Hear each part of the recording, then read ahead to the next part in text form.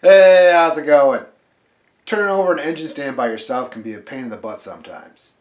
I've been meaning to do this quick mod forever.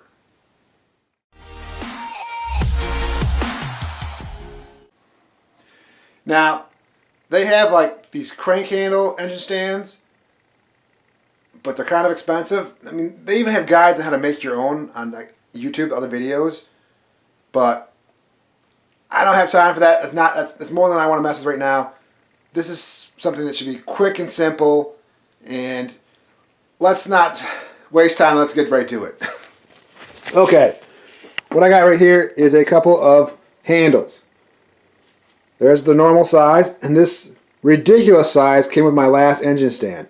I mean, you can see over here I got the engine stand because I'm about to start working on this engine, so I want to do this mod before I start flipping it around and around and around. You can see here the handle. It's a freaking joke. So, I don't know, I'll throw it in my scrap pile, use it for something else. But here's what we're going to do. We're going to take some of this box steel, and we're going to cut it to length, and do something like this. Extending the handle, giving us more leverage so we can easily turn the engine over. You know, one person, when it's fully dressed. This engine is just a short block. There's no cylinder heads, intake, and so on. But that's the idea. And I got this box steel at my local hardware store for about 10 bucks or so. Not too much. You can see right here it is 1-inch box steel, 40-inch for this piece. I think this piece is maybe 36. Yeah, it looks like about a foot short, 36 pieces. 36 inches, I mean.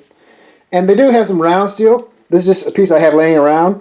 So they may have round steel that fits better, but let me flip this around so you can see. The stuff I got is basically just a tad smaller.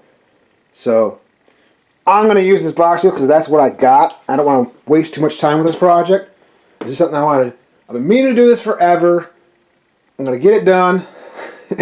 I mean, basically I could just throw the tube on there, call it good. You know, cut it down. But then the video would be over. And I like to overcomplicate things. So this is what we're going to do. I'm going to cut it length, like I said. Drill a hole in this. Drill a hole in the handle. And I even got this fancy pin with a spring-loaded ball to lock it in place.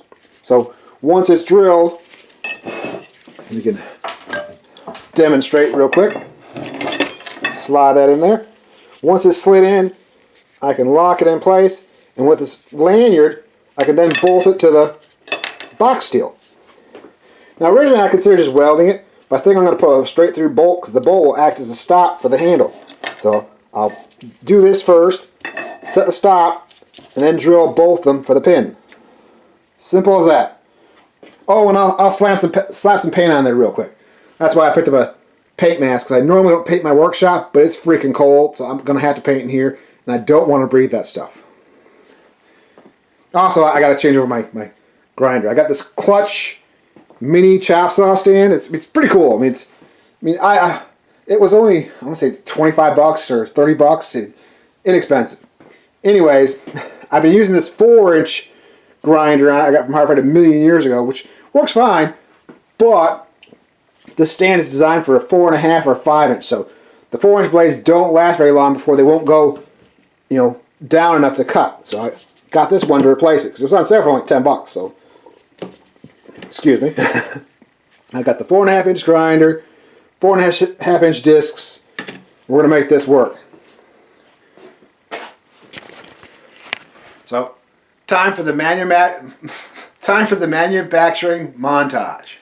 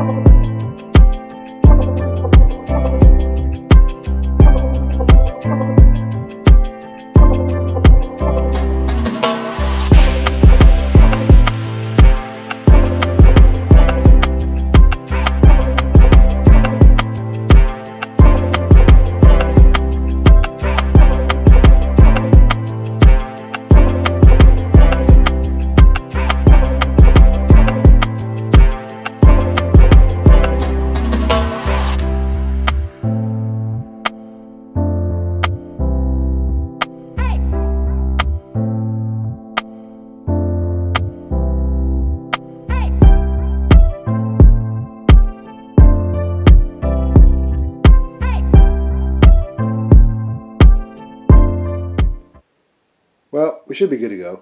I let it dry overnight. I mean, I did run the heater in here because it does get down to 40s, and you know, that'll definitely slow down paint drying. So we should be good. As you can see, I went with red, and I just used some Rust-Oleum over here, and oh, that sticky noise. Now I know, use some newspaper for a drop cloth. I got a bit of a red tint to my floor. I don't know if you can see that. A bit of red on some of the low stuff. Not a big deal. This is a workshop. Everything's gonna, you know, get pretty much dirty and destroyed in here. Anyways, I just used some red Rust-Oleum and a bit of black to touch up the, you know, original handles, because I had to drill them out some right here. And you know, I mean, the main thing is I don't want I don't like things rusty. I mean, I don't want the handle all rusty. So when I'm handling it and turning over the engine, it gets rust on my gloves, and I touch the engine and get rust on something in there, and you know, just rust spreads, and you do what you can. Oh yeah, before I forget, the respirator worked pretty good. I like that it comes in a resealable bag, so that's a plus. And it was cheap, you know. It's meant to be, you know, use it till it's gone, and disposable, I think. So that's awesome, you know. I read about them, and I was gonna try a better brand, but everyone said this one fits better, even though it's cheap. So far so good. Other than, well, I did have a little bit of red under my goatee because you're not supposed to use it with facial hair, and you know, but otherwise I think it worked, you know, pretty good. It would worked better if I was clean shaven, but you know, whatever. It worked good enough. Anyways, yep, there's that paint. Anyways, I just want to point out before I forget, of course, I didn't just, you know, in the montage drill it to the final size. I stepped the sizes, you know, small pilot hole, then up and so on. I stopped at 1/4 inch for the hole in here and for the bolt. And I probably should have checked this lanyard out. I had to drill this out to 1/4 inch because it was a little smaller, and I didn't. When I got my bolt, I just was like 1/4 inch, might as well. Anyways, what I wanted to point out is for the handles, to make aligning it a little bit easier, I went a few sizes larger. This is a 3/8, so just FYI. But I think that's pretty much it. Give me a second to slap this thing together, and we'll try this bad boy out.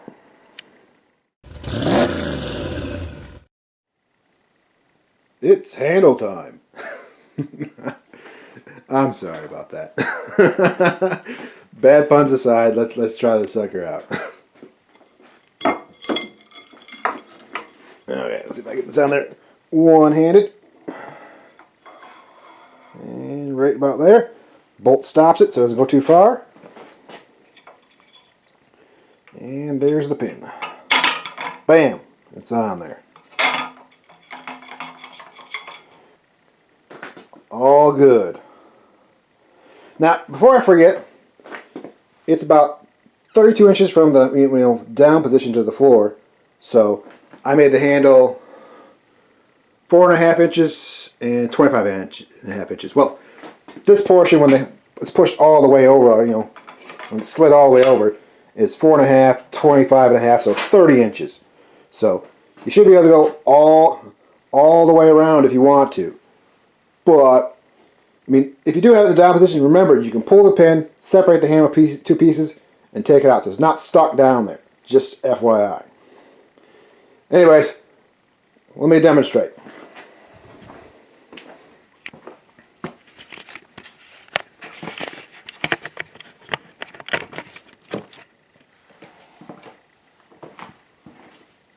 Oh, don't want to forget to pull the pin.